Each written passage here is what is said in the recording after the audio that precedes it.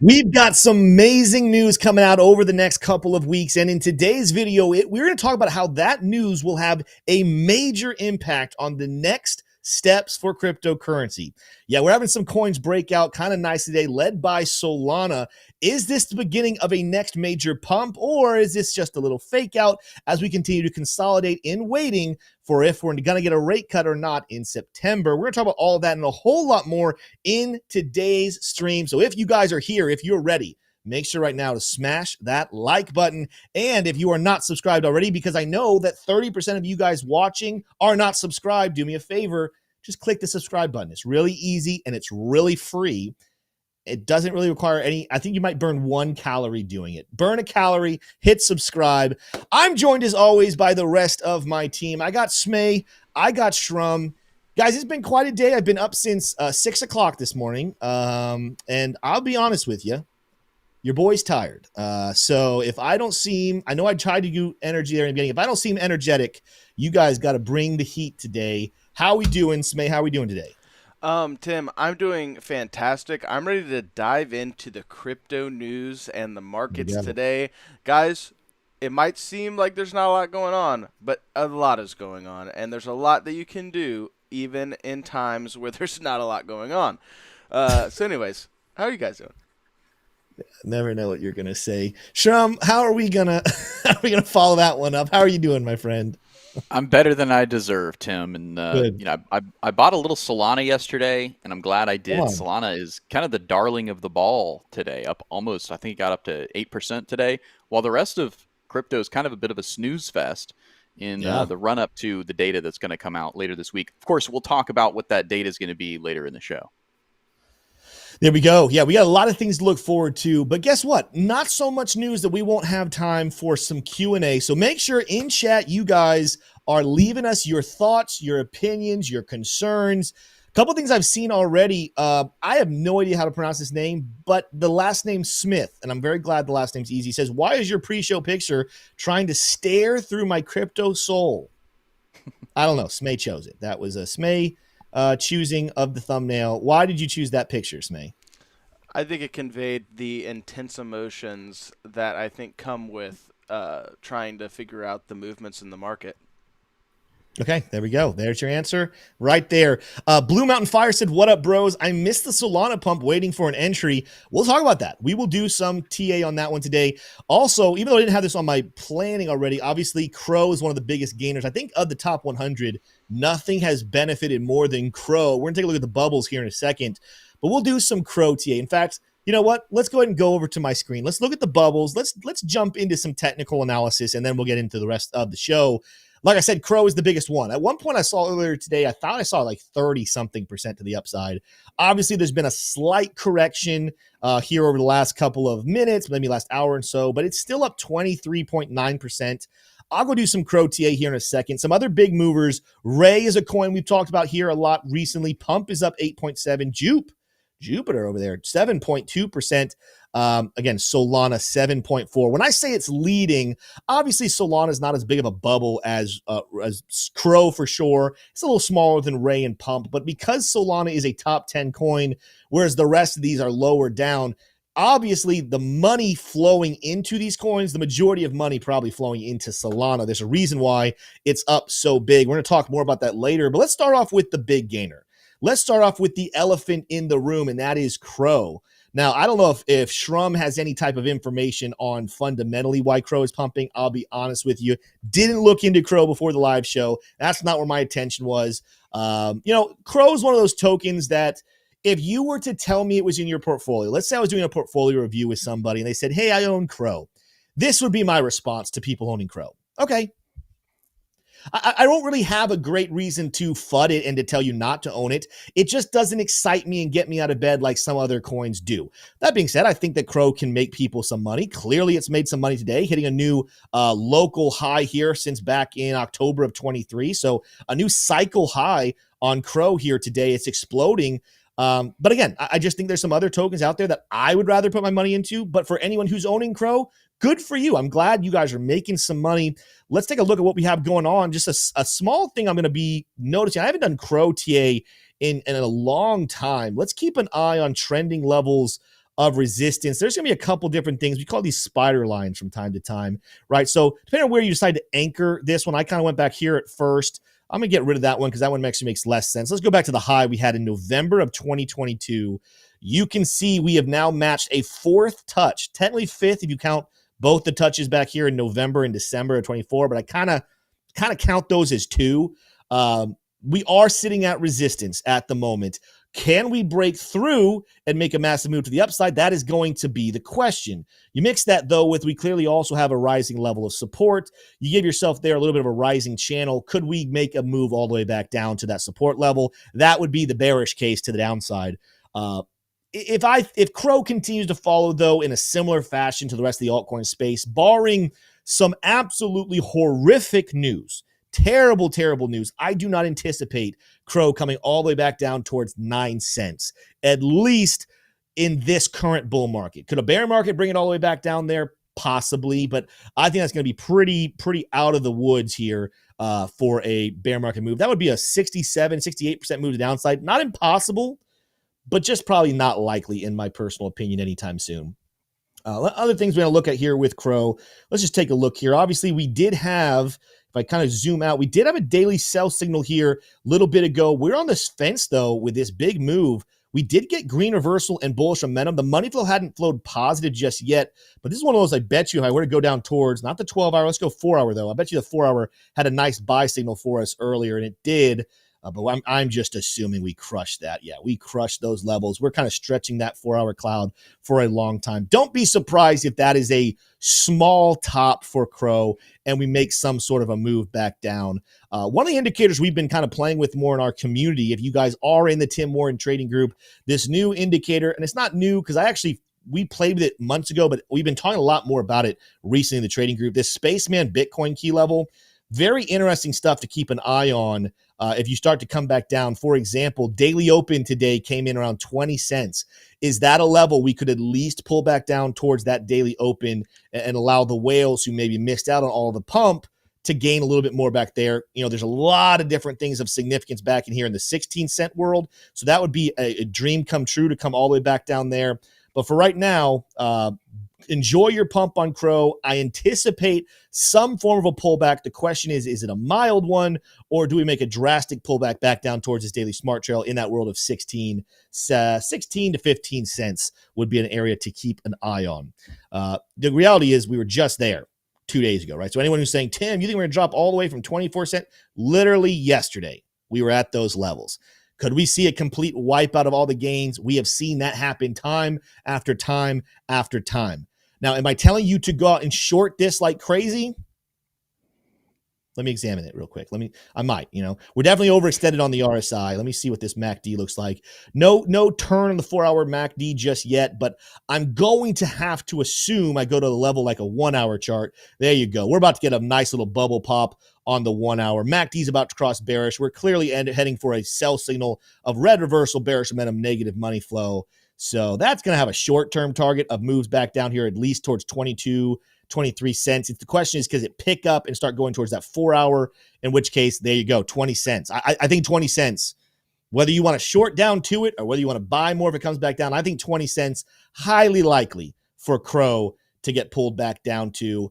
That being said, let's get into some other talk here about, I want to leave that channel. Let's get some other talk about what's going on in the markets. Bitcoin, of course, yesterday, we were not live yesterday, but we did make a move all the way down to 108,700. Who was here back at the end of July when we talked about on this channel that was the level that Bitcoin probably wanted to revisit before the next major move to the upside? If you were here, raise your hand real quick. Now, there obviously is this little sucker right here where we went and hit a new all-time high quickly and then came back down. Here's the reality. Why did we make a move like this? Context is very important when looking at the charts. I'm going to tell you what the charts are saying. They're not always right. They're not always wrong. I'm not always right. I'm not always wrong. I have to go with the information I have at any time, but I also want to look back and say, okay, what happened in these outlier things where the charts ended up being a little wrong and people were faked out? What was going on? Of course, this whole time period and this whole rally came after Jackson Hole happened and Jerome Powell shocked markets, shocked people. What do I mean? He shocked market, shocked people. We right here on this channel kind of predicted, and we were wrong, as I think most of us were in the crypto space. We predicted that Jerome Powell was probably going to give us a nothing burger at Jackson Hole. Best case scenario was a nothing burger. Worst case scenario, I don't know if I just messed up my cord, so tell me if you still hear me. You're good. You're good. Best case scenario, or worst case scenario, he came out and agreed with his fellow board member Hammock and said, yeah, there's no evidence for a rate cut anytime soon. All the data is showing us inflation's still a problem. We got to stay up high. He didn't do that. He actually kind of came out and said, hey guys, I know we've been worried about inflation, and I'm not saying inflation's out of the woods just yet, but we need to shift our attention from inflation numbers to growing unemployment. And I think it's time for us to start pivoting. And that pivot word effectively means it's time to start cutting rates. Well, what happened? Immediately, the market started rallying to the upside over the next couple of days. And we set a new all-time high before crashing back down. Why? Because he shocked the markets. Everything was saying on the charts that Bitcoin wanted to come back down here south of $110,000. But he changed things. He kind of he shook the boat a little bit. And retail bought the dip, and anyone who took profit here, good for you. The problem is the whales, the institutions, the guys who manipulate the market and control it, they didn't get their fill. We say this on the channel frequently. I don't know when was the last time I said it, probably a week ago. If retail misses the boat, so if you and I, just regular people in our homes who are trading the markets, if we miss the boat on a bottom position, that just sucks. And too bad. Try to catch it back up if you can. But when the whales or the institutions miss a boat on something, they always find a way to bring the boat back. So Jerome Powell threw a wrench when he made his little announcement and sent price to the upside. The whales said, you know what? Yes, this is bullish. And yes, we're probably going up to 140 in the next, couple of weeks and months. But let's correct this back down and let's let the whales pick up their little bit right down here. I don't want to draw too weird stuff on here. And then we get to go back to the upside. I'm going to delete that because I don't really know what that was forming into as a drawing right there. In a nutshell, this move is something we talked about happening back here at the end of July, and now we've had it happen. The question is it over? You might be saying, Tim, why did you call that back then? Well, it's because of this red reversal, bearish momentum, negative money flow. We looked at this and said, hey, we need to make a move and kind of get into this daily smart trail. So that's why it happened. But now that we've hit this support level, now that we've kind of come back and touched some levels that we were just kind of selling at back in July, the question is going to be, is it time to make a move to the upside, or do we have a little further to go? Even with today's rally, let's go to the 4-hour chart. You can see we haven't broken any of this short-term bearish structure just yet. It's really nice to see this and say, hey, we're bounced back up. We're back up. We were above 112,000 an hour and some change ago. But ultimately, you look at resistance. Wake me up pretty much when we break this resistance. Even better, wake me up when we break the high back here of around 117,000. If we can get back up above 117,000 and all of a sudden we go back into setting a trend of higher highs and higher lows, awesome, amazing. But for right now, I think the bigger concern is going to be, where will the bottom be? And if we reject on this red line once again, somewhere here in this world of 113,500, give or take. I'm going to tell you more about that level and why it's so important in a second. And we start to go down. What are some lower targets to keep an eye on? Something we just talked about the other night in our live trading group, right? So our trading group over in the Discord, the Tim Warren trading group, I talked about some levels to keep an eye on the charts using that spaceman indicator once again. And there's a couple that stick out here. You could go to current mid-low, the current year mid down below 100,000. But I'm watching right here. I think the quarterly open around 107,200 looks very interesting. And it's not just because you have a quarterly open position there. That's something to keep an eye on. Let's just put a line right there. Quarterly open at 107.2. Let's turn that off. And let's start to look at some other indicators in the space. Let's look at, I think I got to go out to the daily chart now to keep an eye on here. But what I can do on the 4-hour, let's look at liquidations. Liquidations, if you're newer, are levels where people who are trading the markets would be completely removed from their trades if those prices are hit. So if you're looking at liquidations to the downside, we're talking about long positions, people who have been longing Bitcoin or longing the asset we're looking at. And these are the levels that they will be kicked out of their trades if we hit it. The brightest spot here of liquidations, we have liquidations go all the way down to 103,000, but the brightest spot on here is right there on 107,200, right? If you go out to the daily chart, we're also going to see some crossover with this support level when I start to turn on some other indicators, not just the bottom of the daily smart trail, but let's turn on the price action concepts, and you'll see this is kind of right in line with a big order block on the daily chart as well. Now, to be fair, we have hit both the daily smart trail and tapped into this order block, so the bottom could be in. The last thing, though, would be that on that 4-hour chart, will we take out that high level of liquidations, and will we take out that quarterly, was it the quarterly open? I want to make sure I'm right there. The quarterly open, will we retap the quarterly open so that whales can pick up that dip and then take off? That's the ultimate question here. That's what we have to answer over the next couple of days. So in a nutshell, the chart's still open. We have pulled back. We've hit some targets we talked about a couple of weeks ago, but we ultimately could go a little lower. And as long as we stay below that red trending line, that's going to be something that I'm not necessarily convinced that the bulls are back in control. By the way, here on the 4-hour chart, when I put up this signal right here, I told you the 4-hour chart is under a buy signal. Maybe I didn't tell you. I'm telling you right now. Green reversal, bullish momentum, positive money flow. We told our trading group people are entering longs. We told you watch out for the 4-hour smart trail. Where's that 4-hour smart trail? Remember a second ago when I was talking about 113,500? That's where both resistance of the trend and the smart trail are sitting at. So that's going to be a very key point.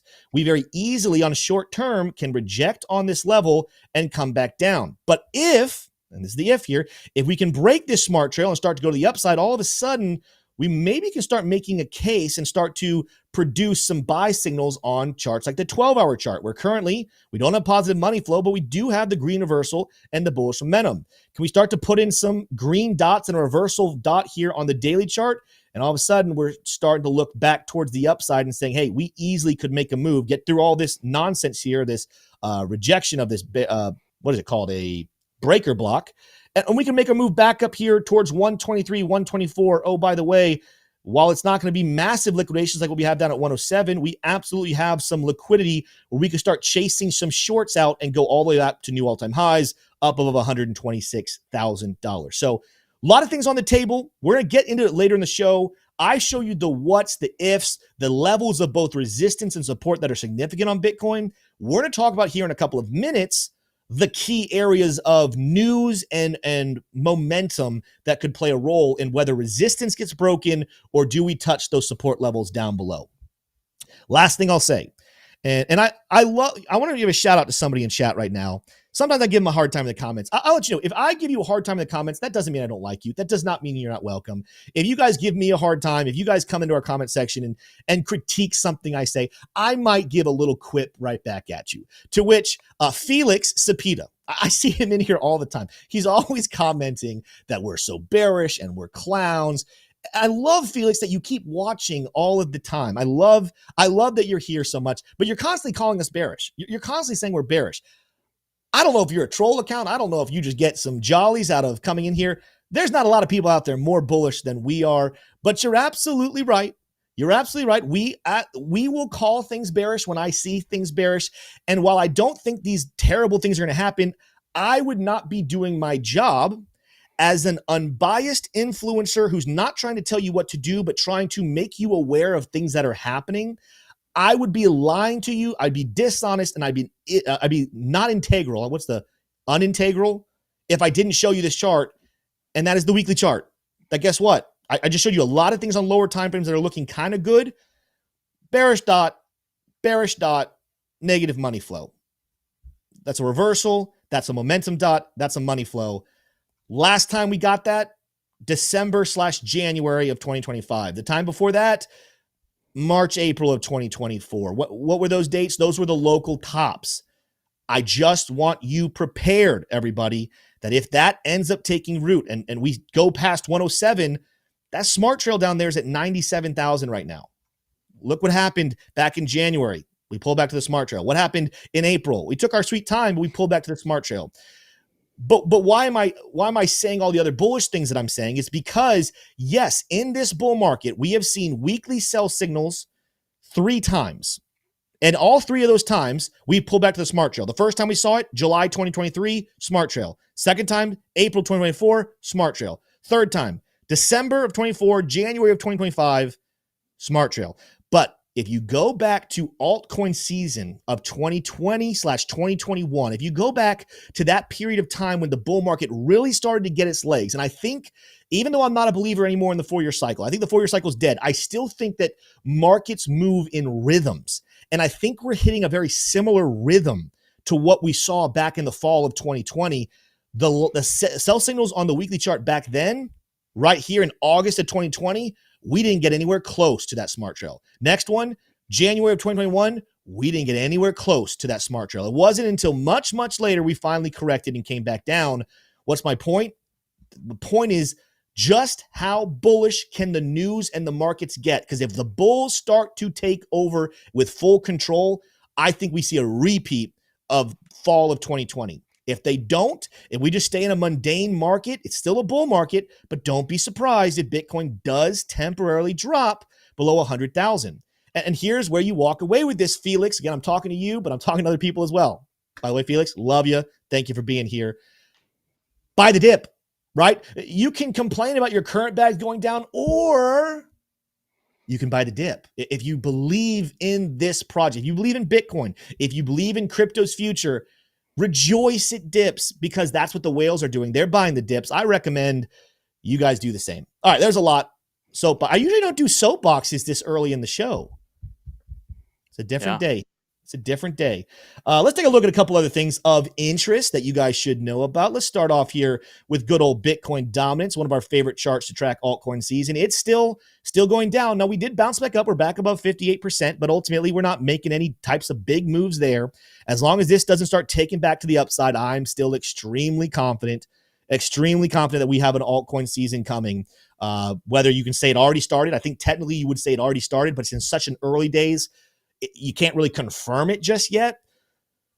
But I think we're like on the doorstep of confirming it. One of the reasons why, of course, Ethereum did just hit a new all-time high over the last week. Now, yes, it came back down, but as I explained, and when I'm talking about Bitcoin, guys, Jerome Powell threw the markets for a loop. We rallied when they weren't ready. So what did the whales do? They brought it back because they want to buy the dip. Could we go lower? Absolutely, we could go lower. How low could we go? I wouldn't be surprised at 4,000. I think we also on the trading group put a buy-in order around 3,900 just in case. I'm not convinced we're going to get those levels, but those are the just in case levels. However, we're still on track to break out this bull flag pattern. I still will not be surprised if by the end of September we're seeing an almost, if not over $6,000 price for Ethereum.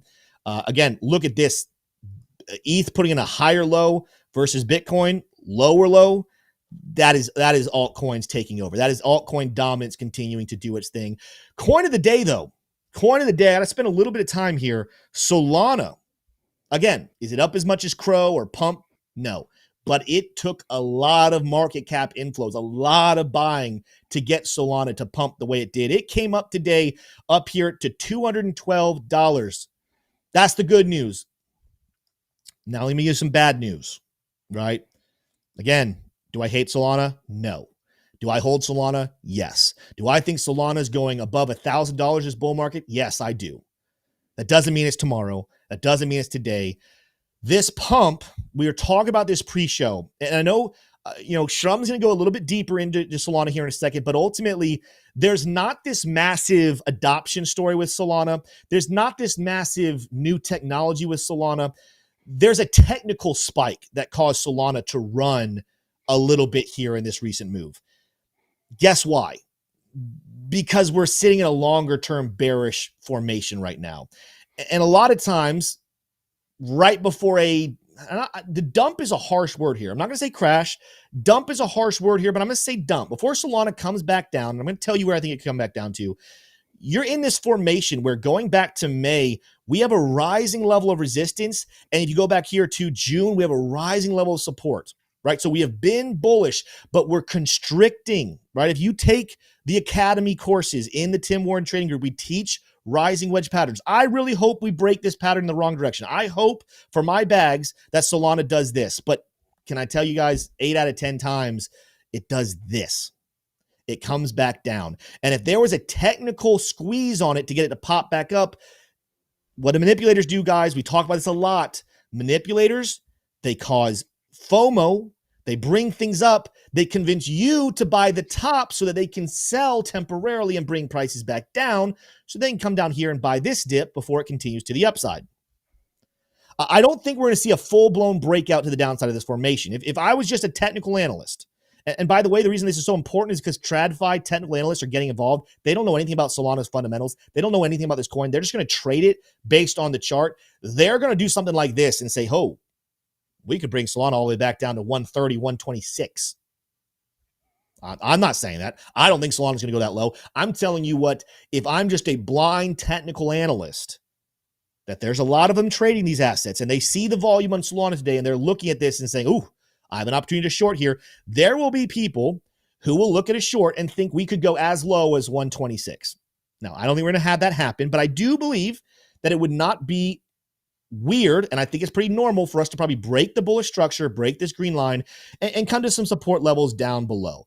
What are some things that I'm going to be watching? I'm going to be watching this little zone right in here around 170. Our monthly open and previous week low, those are going to be levels I'm watching here around 170. As I turn on some other support levels as well, let's take a look in here. We got an equilibrium here in that same zone around 170. There is a daily smart trail that will come down here on 160 that also could be interesting. If I go to the 4-hour chart and I turn some of this noise off, I also want to look at the liquidations here, and you'll see there's a pile of liquidations right here in that 170 world. So what I'm doing, and you don't have to do this, I'm just telling you what I'm doing. What I'm doing is I'm saying, man, I have a big bag of Solana right now, and I really hope it breaks the upside. And I'm not selling my Solana because I don't think we're anywhere close to the top, but I do think there's an opportunity if I want to scoop up some more Solana. I think we have an opportunity down here around 171, 170. And if you want to try to get in a little bit lower as well, 160 as well is a very interesting spot. What happens after that? Well, I told you there's going to be some TradFi people who enter shorts. They're going to have targets way down here on 130, 126. And guess what? They're going to enter their shorts. They're going to feel very confident. And then we get these buy signals and the bull market takes off and altcoin season happens. And then we perform what is called a short squeeze. And those guys will put in all these liquidation levels where they probably get liquidated somewhere up in here. And then what's going to happen with Solana is we rally to the upside, we liquidate them, and that liquidation then explodes us even further to the upside.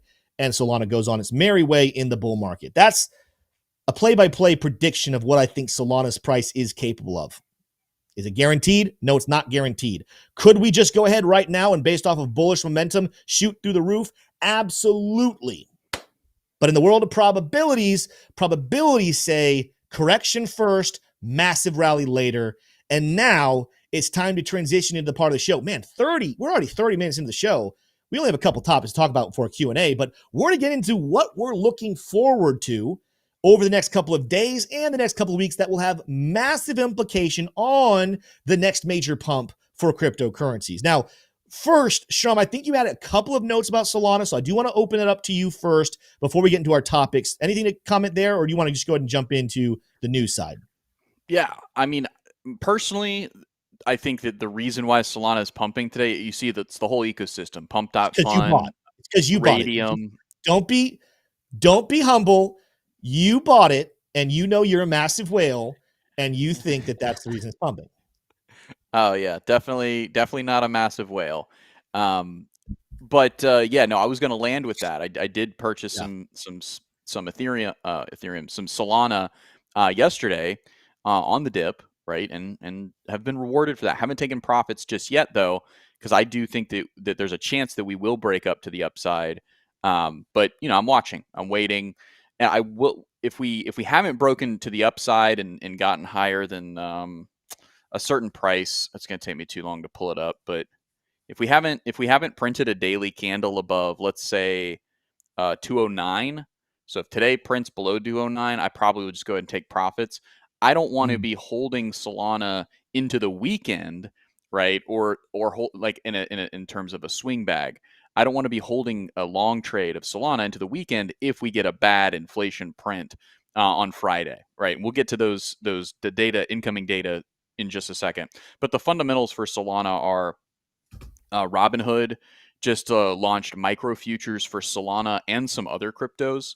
So there's just more activity going on, and it's also like 1/50th of the contracts These contracts require 1/50th of the margin of standard futures. So Robinhood essentially unlocked some synthetic liquidity there for Solana. And then also the technicals, which you mentioned there, Tim. But never forget that Solana is a VC coin. There are a lot of big whales. I am not one of them, right? There's probably not many people on YouTube who are Solana whales, but there are some Solana whales. David Sachs, the crypto czar, he actually was a huge holder of Solana. So there's some folks of his level, right, who still hold a lot of Solana. They can control the price of Solana in one way or another. Either they can stop selling coordinated, or they can make some things happen. The fact that the whole ecosystem is pumping in unison kind of tells me that this is a slow news cycle before a big news cycle that we're headed into, that they're taking advantage of. They're saying, hey, it's quiet. You hear a little bit over at crypto.com with Kronos. That's doing well. But other than that, everything's kind of quiet. We're kind of trending sideways in a lot of coins. So Solana's just like, hey, we exist. Come check out pump.fun. Come check out Radium. Come check out our ecosystem. We're up 8%. All right, back to what you were doing, right? That's what today is about. Should you take profits? Probably not a bad idea to take some profits on this pump, because it doesn't seem like there's a huge fundamental story. They didn't just land a new credit card deal with MasterCard. They didn't just, get United Health to say that they're going to put all of their patients' data on Solana blockchain, right? There wasn't some huge fundamental thing. It's really just a couple of probably just kind of an ecosystem pump overall. By the way, pump.fun, avoid it like the plague. I'm not any going to ever be somebody who encourages you to get involved with pump.fun. But Speaking that's the fundamentals. Avoid like a plague. I'm a little bit of cheat sheet for you guys. It's not going to be on tomorrow's video, but ignore, like he just said, ignore pump.fun like the plague. If you want to know some other coins to avoid like the plague, tomorrow's video, 3 p.m. coming out, 3 altcoins. And it's not really just 3, because some of them is like different types of coins, but 3 altcoins that you should ignore like the plague. Maybe we should change the title of that, Smay. Do you think we should change the title? Let us know in the comments. Would you want the title to be 3 coins to avoid like the plague? What's the current title that we have for that one, Smay? Do you remember? I believe it is 3 altcoins, and Tim, my professional analysis would say not to change the title. We're doing this, in front of everybody. But yeah, I probably wouldn't. But that's my thought. Back to you, Tim. All right, there we go. Well, Smay said we can't name it that, so there you go. And he's secretly the boss. It's time to transition here. I saw some chat earlier. Someone said, "Are you guys had a poll about NVIDIA, and you haven't even mentioned it." It's almost like we have more show coming. But before we get to NVIDIA, because that's going to be very important, that's definitely going to play a role in what the next major move for the market could be. Obviously, the biggest impact on the future price action, I'm not just talking about next week. I'm not talking about just the next day and a half or anything. I'm talking about the next couple of months. It is coming down to, will the Fed cut rates or won't they? Let's go to my screen here real quickly. We are still seeing from the Fed Watch tool on CME. Take my face off for just a second here, Smay, because I want them to see it. An 87% chance of a rate cut. That leaves us with a 12.8% chance of a pause, but everything on CME is saying the cut should be happening. Even over here on Polymarket, 25 basis points is getting a 78% likelihood on Polymarket. But now let's talk about some things happening this week and the next couple of weeks that will have a big impact on that. And then we'll get into some NVIDIA stuff, because NVIDIA has a major role for the markets as well. But let's look at the economic calendar here and let you know what to look forward to. Tomorrow, couple of things happening. Number one, GDP growth rate will get a second estimate, right? So the previous one came out, I believe, at 3%. The consensus was 3%. We're going to get another look at that. Is that right? 3.1%, excuse me. You can't see it. It's right off screen, right behind my face. But trust me, I'm not lying to you. 3.1% is the consensus pick right there. You go. All right, then you don't have to believe me. It's real. Will we see that be positive? Will we see negative? Sure, I'm going to get your thought on that in a minute. But some other things happening at tomorrow at 8:30, initial jobless claims. Is that unemployment? No, but it does have a correlation to it. So initial jobless claims will be very interesting. Keep going on into Friday. We'll get PCE numbers. PCE is important because that is one of the indicators. It's not the actual inflation number itself, but PCE I do believe is important. I do believe the Fed looks at it and it plays into their decision-making. Is inflation under control? Is it okay? early estimates right now, if you go to PCE price index year over year, the expectation is to stay still at 2.6. So we don't want to see it get to 2.7, 2.8. It'd be nice if it was at 2.5 or 2.4 maybe, but as long as we stay at 2.6, not a major problem. But seeing these back to back, Thursday and Friday, what do the jobless claims do? Do they beat consensus of 230? Meaning pretty much, do they, let me make sure I'm saying this correctly. If they are higher than 230 or 237 is the forecast, that's bad for jobs, good for rate cuts. Okay. So it's one of those things, like, you don't love to hear people have jobs, but if you're looking for a rate cut, we kind of want to see people are losing their jobs. We want to see people filing saying they don't have a job. So if it's at 230, 237, it's a nothing burger. If inflation is a nothing burger as well. But if jobless claims come out as expected or lower than expected, and inflation comes out higher, PCE comes out higher, that could sway some people to say, oh, maybe they won't cut rates. So that's two data pieces that you need to be paying attention to. Of course, later on, the next couple of weeks, we will get numbers on the actual inflation data and the actual unemployment data on September 5th and the 11th. But if you're looking for a shorter time frame, maybe do we get a rally over the weekend, or do we kind of fall over the weekend? These data points will be important. Shrum, I want to throw it to you. Talk a little about this. I kind of laid out the groundwork and set the stage for the PCE and the jobless claims. But let's go back to GDP, right? Sometimes we forget about GDP. We're so into the unemployment and inflation data, we forget we really want to keep that GDP pumping. Expectations are high. It's going to be above 3. What do you say about this, and what should people be watching for with different outcomes and what that could mean for their crypto holdings? Yeah, absolutely. Well, it's a revision. So this is going to be, all the economists over at the Bureau of Labor Statistics have done a calculation last month, and now they're rerunning the calculation based on new information that has come out about the previous quarter, right? So it's not like this is the first time that the market and analysts are seeing this information. It's a revision, right? So what you don't want is for the BLS to come out and say, oh, we got it super wrong last time. So the market, by definition, would then need to reprice either to the upside or the downside.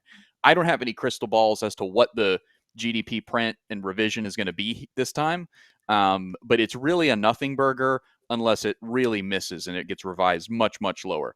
I think seeing GDP higher is just good, but I don't know that GDP is really what the market cares about right now. The market really just cares about, are we going to get these freaking cuts or not? And is AI, all the money that has gone into investing in AI, is that worth it? Right. So GDP, we'll be watching it. Hopefully it doesn't disappoint. But again, if it's just 3 or higher, I don't think that's going to move the markets that much. Might be a couple of stocks that kind of run on that. In terms of crypto, again, it's really not going to move crypto. It won't be a big factor in crypto unless it's just a huge revision to the downside. So those are kind of my thoughts there. There we go. Nice way to wrap it up. Ultimately, though, next 48 hours, very important on just shorter term price movement. We'll wait for better long-term movement as we get closer to FOMC, middle of September. But let's move into a topic for conversation that you guys even talked about in the beginning. We have a poll about it tonight. Shortly after we're done being live, we're not going to stay live for this. We will talk about it in our Discord group. So again, another little plug right there. If you have been holding off on joining the Tim Warren Trading Group, let me tell you right now, little momentum for you. We'll make this announcement, about the exact details, the dates and everything. But in the next couple of weeks, maybe next week and some change, the prices will be increasing in the trading group. Cost of inflation. But you know what's cool? For all of you guys who are in here right now, if you've been on the fence about joining that group, you get the cheaper prices right now. So go ahead and get that discount. Sign up before prices increase. Again, that's going to be the next couple of weeks. Go check it out right now. We will break this down and talk about it with the whole community when it happens over there in Discord. But NVIDIA earnings coming out here very soon. Massive implications because NVIDIA, obviously the leading AI company out there, leading AI chip vehicle. There's a lot that crypto follows how NVIDIA and AI's future looks. And there's some hot expectations that NVIDIA could be doing very well. And that itself could pump the crypto markets and deny and reject some of the resistance levels we talked about in this show. For more, though, I'm going to send it to our stock/research guy, Shrum, who knows 10 times more about NVIDIA's earnings report and what you need to know about. So, Shrum, I'm going to shut up and you talk and teach me. What do I need to know about NVIDIA here tonight? Yeah, absolutely. Well, what you need to know is that it is what everyone has been investing in, right? It's what the stock market is super bullish on, and it's what the government, U.S. government and the Saudi government and other governments around the world have made essentially huge bets that AI is going to produce a magical outcome for Fortune 500 companies that are going to make more money in the future. They're going to expand their margins, expand their profit, and deliver multiples to shareholders, right? That's what is expected from AI. Will AI be able to do it or not? That's a question that the market is going to have to, or I guess science is going to have to answer. We'll see. We'll see, right? But tomorrow today, at the end of at around 4:25, I believe, we're going to get a data print from NVIDIA themselves. Now, NVIDIA is a picks and shovels play on AI, right? Who's really taking risk in the AI world? It's really OpenAI, right? That's a Microsoft very close partnership, but also Grok and XAI over in the Elon's camp. Okay, so those are two kind of leading, and you obviously have Google, Gemini, and their whole camp. So three major, and you have China. I keep adding these. China's DeepSeek, right? You have the LLM models. Those are really the ones you can kind of think about the prospectors going to California, going to Colorado, actually doing the mining themselves of the gold. Okay, this is a metaphor, right? But who is selling those prospectors the picks and the shovels? It's NVIDIA. NVIDIA is saying, here, take this super complicated GPU and go use it to try to extract value from the economy by providing LLMs to that economy for a fee. Okay. So, but NVIDIA doesn't care if the LLMs are profitable or not, right? All they care about is the LLMs are just going to buy more GPUs. Using a lot of acronyms here, but in any case, let's get down to hopefully I've painted a pretty good picture of the importance in how the market kind of views what NVIDIA means to the overall AI narrative. It's not specifically a crypto narrative at all, but so goes the stock market, also crypto market, with some exceptions. All right, but their EPS expectation is $1.01. So that's the expectation. And then revenue is just above 46 billion, right? So we want to see numbers print for earnings for NVIDIA north of both of those two figures. So north of $1 for EPS and north of 46 bill for revenue. Now, they almost always beat their earnings, NVIDIA does, because there's an insatiable demand for their chips. But there's other questions that are being asked of NVIDIA, and that's going to be covered in the conference call, in the earnings call, that isn't necessarily a quantifiable print, like a 1 or a 0, right, or a beat or a miss. It's going to just be up to the CEO, Jensen Huang, if he can convince investors and then convince the world that AI is worth continuing to invest in, right? So, and then also, how is NVIDIA in terms of profitability, considering the tumultuous landscape of selling their GPUs to China, to LLMs like DeepSeek and data center buildouts in China, that NVIDIA is not really supposed to be. It's ambiguous if they're allowed to sell the chips to China or if they're not, and how does that affect their bottom line? Well, it affects it a lot, but it's not really clear exactly to the market how much chips, what chips. Is it the state of the art or just the kind of the old style chips that can be sold to China? Some of you know this subject much more intimately than I do, right? So you may be rolling your eyes. The H100s different from the H10s and all these different things. But others of you who are watching, you only care about Bitcoin. You only care about crypto. So I'm informing you quite a bit, right? When it all boils down, right, is this company making more money? And is it making more money at an accelerating rate? And can something that comes out of the earnings call show the world that AI really is producing the magic, and is it set to expand the profit margins of the top Fortune 500 companies, including the Mag 7 of the United States stock market, right? Can that happen? Will the magic continue? Or are we seeing the topping and rolling over of the AI narrative? Will Microsoft, Google, and other Mag 7 companies, Amazon, that are being seen as buoyed by the AI narrative, where they start to round over and search for support, potentially 10, 20, 30% to the downside? I don't think that that's going to happen, but this earnings report could potentially be the beginning of the end of that narrative, going ahead and rolling over and finding support before, we see it come back up later on. So we'll see. We'll just have to see. It's gonna come down a lot to how NVIDIA's CEO can continue to sell the pitch.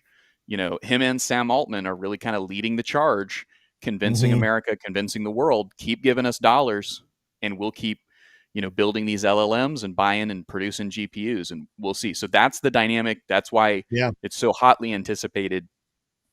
Yeah. So that's the skinny on it. I think it's something to even keep an eye on the charts. Let's go to this chart here, Smay. I don't want to scare anybody because the reality is this is actually a pretty good looking chart. It's going to look overbought. Like your first thought when you look at this is overbought. Here's the issue though. While on the weekly chart, you do actually have red reversal bearish momentum, right? We're very close to a sell signal. That money flow is still neutral and positive. And if we get good reports here, that money flow keeps going. There's no sell signal. We just continue to crush into the resistance level. We keep going to the upside. If it pricks to the downside, though, if we see it, remember, he said about a 20 to 30% move to the downside, where I would be watching for a potential retesting if it were to happen would be a retest of a former resistance level from back here in November and January of 2020. Well, 2024 November, obviously 2025 January. Why? Because we just kind of exploded that resistance without it. By the way, the smart trail, it's climbing. My expectation is this won't happen overnight. It'll happen over the next couple of weeks. And we could maybe revisit a 150 mark for NVIDIA. I'm not promising that. Again, good numbers. There's no sell signal right now. You could say we're overextended. You can say we're overbought. But ultimately, the MACD, what did I just do?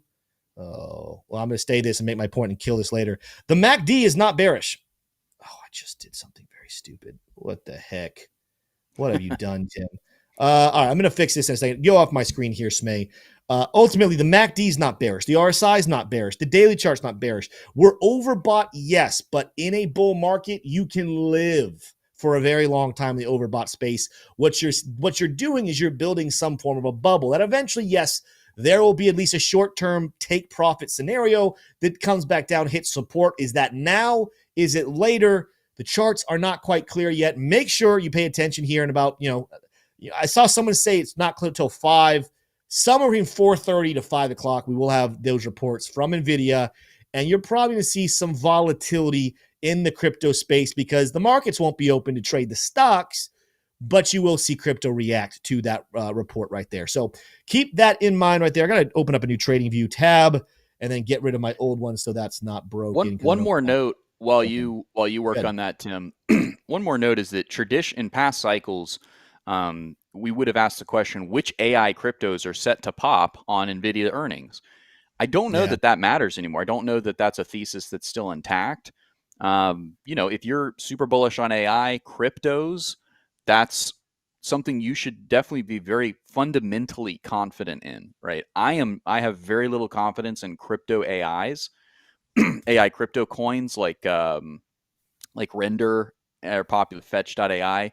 Now, you might be hearing that and you're like, well, I totally disagree. That's what makes a market, right? I'm going to sell it. You're going to buy it. That's fine. You want somebody to be bearish so that you can buy their coins.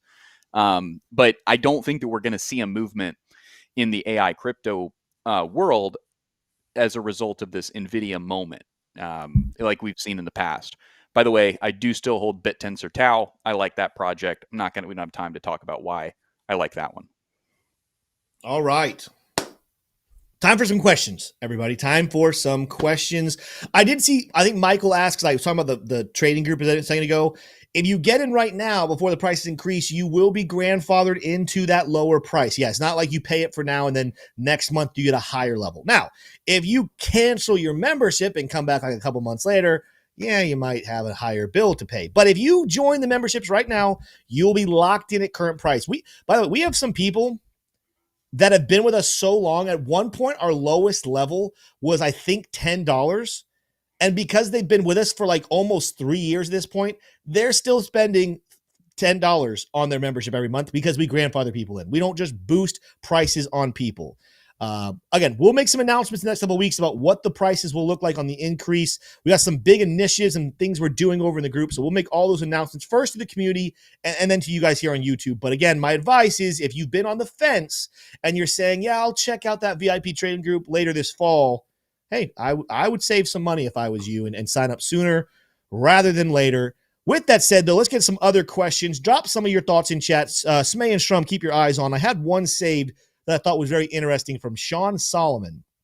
He asked this a couple of minutes ago, but I think it's a question a lot of you guys have been asking, and you're thinking through this, and this is the genuine question as we run into the next month. What will we look like? Are we bullish? Are we bearish? Sean says, I have heard some other analysts saying September is historically a bad month, especially the year after a Bitcoin halving.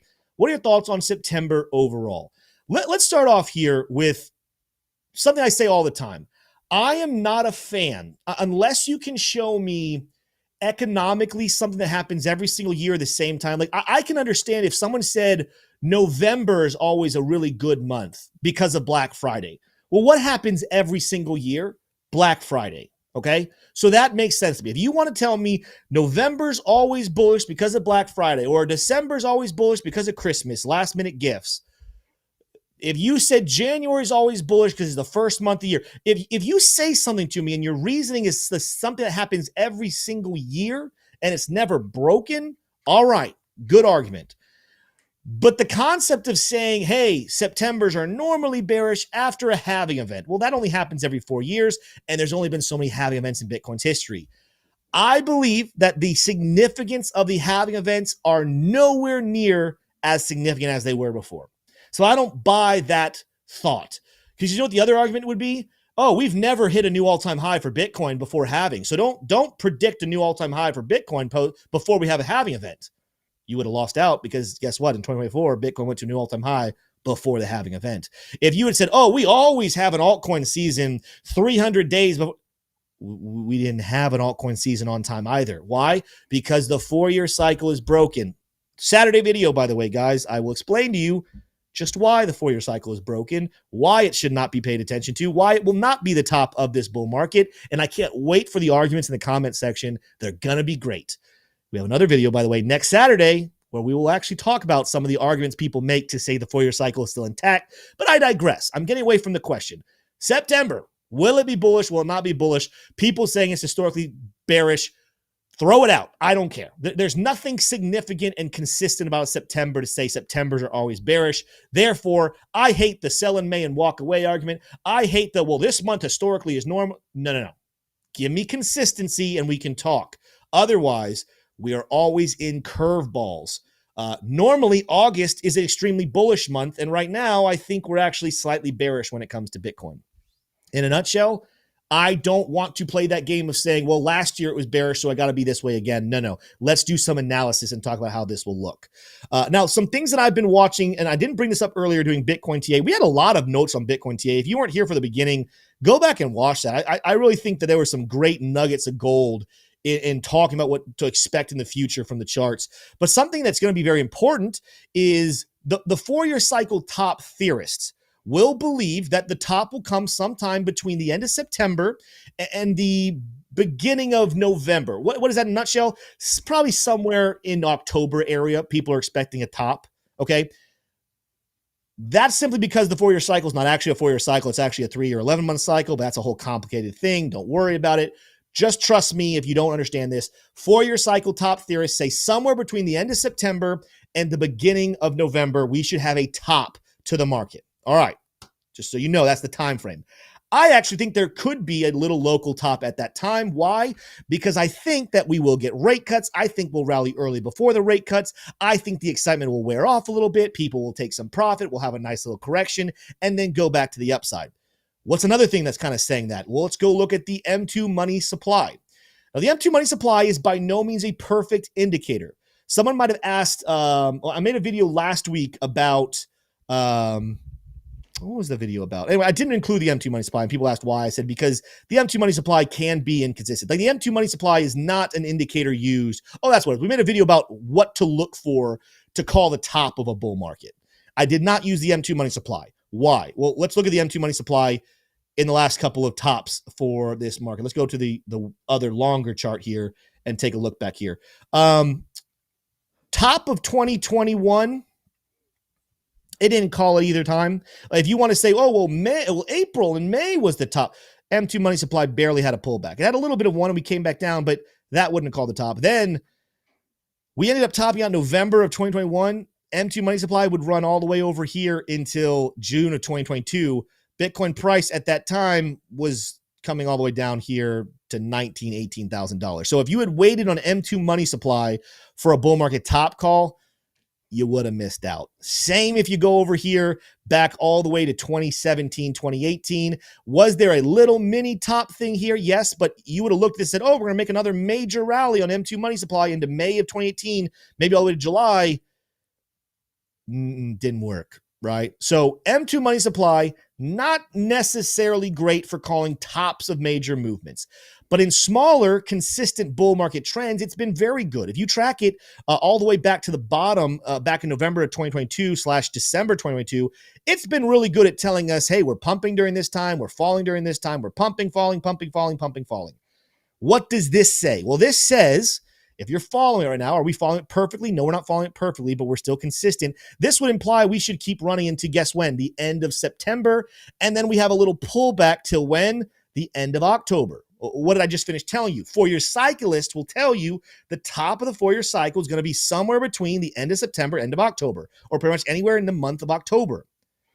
My theory, and I'm going to go further in on this in Saturday's video about why I think the 4-year cycle is not in play, it's broken, is that it will be a situation where institutions will use this as a convenient excuse to buy up the dips of retail investors who think they're so smart because they know the 4-year cycle. It's called market manipulation.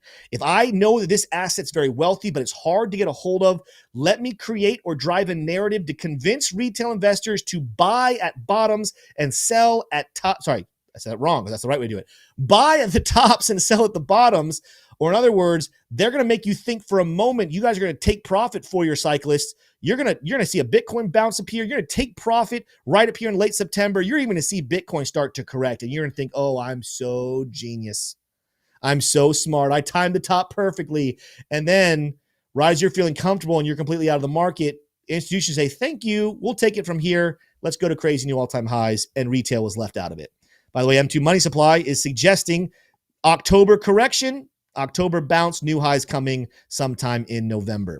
So what's my prediction? I said this to our trading group, and I'll say it to you guys. Am I going to get this perfect? Probably not. I predicted at the beginning of August, before the all-time high rally, I said I won't be surprised if we spend a good portion of August going to the downside. And what have we done, really? We really have been going to the downside. With the exception of that all-time high run, I said I'm not going to be surprised if we go down. I said originally back in early August, I thought that late August we would start to pump again and start a rally into September. I thought September would be bullish all the way until the end of September. I might be a little off, if we do have some sort of steep correction like I talked about earlier and we kind of correct back down towards 107 or so, maybe it's not until early September after we get the positive inflation and unemployment data that says, oh, these rate cuts are confirmed, we start a rally then. So I'm going to kind of adapt this prediction to either late August, so either the bottom's in right now, or early September, the bottom comes in on this move and we restart and go back to new all-time highs for Bitcoin, new all-time highs for Ethereum. Some altcoins I think will hit new all-time highs late in September, maybe early October. I am predicting a correction, a top somewhere in late September or early October for one of two reasons. Number one, M2 money supply. I just showed you. M2 money supply is implying that should be a time people take profits. But also because I know 4-year cyclists will take profits. And if they're taking profits and institutions are taking profits because they have all this profit in store, they'll let the price pull back down. I just would not be surprised at all. This is a hard prediction and people are going to hold me to it. I don't care. I might be wrong. I wouldn't be surprised at all to see Bitcoin go to 140 or 150 and then pull back down here towards 123, 120. And then resume the bull market. I wouldn't be surprised to see a pullback like that. I told our group on a coin like Chainlink, I won't be surprised if sometime in September or early October, Chainlink pops off. And you guys are going to think I'm crazy here. but I think this could happen with a rate cut. I wouldn't be surprised to see Chainlink go up to all the way to 160. My mouse just ran out of real estate, so give me a second here, guys. I got to change this. I wouldn't be surprised to see Chainlink run up to like $60 and pull back down towards 30, have a 50% correction, and then continue the bull market to the upside. People will take profit. People will sell. Some people will liquidate their entire crypto portfolios thinking that they pinpointed the top of the 4-year cycle. But unless we have massive euphoria, unless your grandma and her cousin are buying Bitcoin for the first time ever in the top of September, that's not the bull market top. It's a correction. Take some profit. I'm not telling you don't take profit. I'm going to take some profit at the end of September, early October when I see the bearish signs. But I'm taking profit for the sole purpose of buying up the dip after the correction and continuing the bull market into 2026. So, go off my screen here, Smay. That is my answer to that question. And that took quite a while to answer it. So that is the last question we're going to answer here. But I think as a question, I think we can all agree a lot of people in chat were asking that question. So I think I made a lot of people happy with my answer. Am I going to be right? Again, everything I just said was a prediction. Predictions can be right. Predictions can be wrong. Predictions can be a little off. Like there's a lot of times I make a prediction, like the prediction when I said Bitcoin is going to go to 108. Did we go straight to 108? No, we first stopped with a new all-time high and then went down to 108. I can't promise you it's going to play out exactly like I just said, but I just won't be surprised if that's the rhythm in which it happens. So continue to do your own research, continue to think for yourself, and make your own decisions the way I make my own decisions. Now, if you want to learn how, Tim, do I make decisions? Like, I don't even know where to begin thinking about technical analysis and how to process news and how to break down all the dynamics in the economy. Well, that is something I can teach you how to think for yourself over in the Tim Warren Trading Group. Check out that link down below. Guys, that's all we have for today. Tomorrow we'll have a video at 3. We'll be back for Friday with a live show. You guys have a fantastic day. See you over in Discord. Adios.